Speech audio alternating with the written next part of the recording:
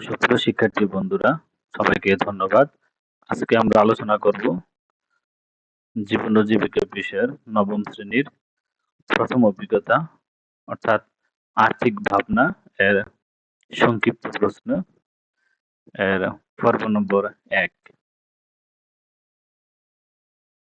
চলো শুরু করা যাক। 1 নম্বর যে প্রশ্ন সেটা হচ্ছে পারিবারিক আয় বলতে কি বোঝো? 2 নম্বর হচ্ছে পারিবারিক আয়ের উৎসগুলো কি? 3 সঞ্চয় বলতে কি বোঝো? 4 শূন্য সঞ্চয় বলতে কি বোঝো?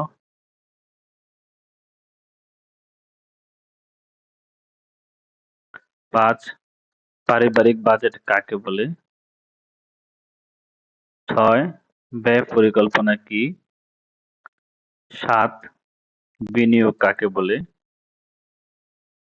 8 সঞ্চয়মূলক বিনিয়োগ কাকে বলে? 9 প্রত্যক্ষ বিনিয়োগ কাকে বলে?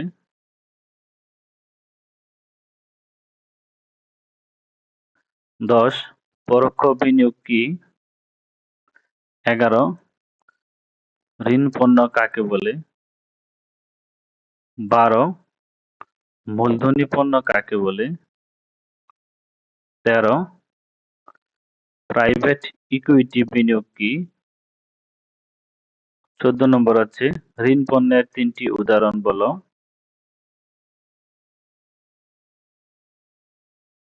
15 দলিল কাকে বলে? 16 সাব রেজিস্ট্রি অফিস কি?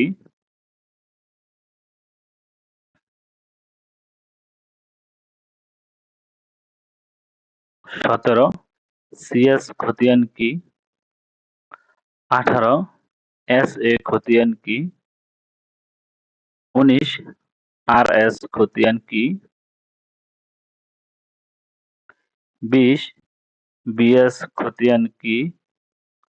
এবং 21 নম্বর হচ্ছে ডিপি পর্চা কাকে বলে? 22 মাঠ পর্চা কাকে বলে? 23 নামজারি কাকে বলে?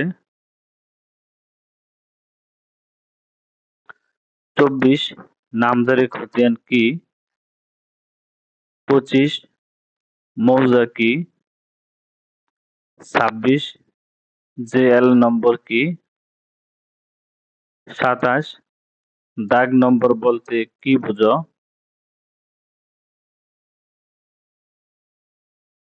28 খাজনা কি?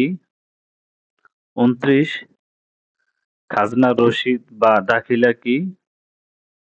30 জমির প্রতিচ্ছবি কাকে বলে?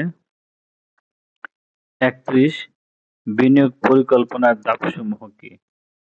এগুলি হচ্ছে প্রথম অধ্যায়ের সংক্ষিপ্ত প্রশ্ন, যেগুলোর মান হচ্ছে 2। 10টি প্রশ্ন আসবে, 10 দুগুণে 20 নম্বর। ধন্যবাদ সবাইকে এতক্ষণ সাথে থাকার জন্য।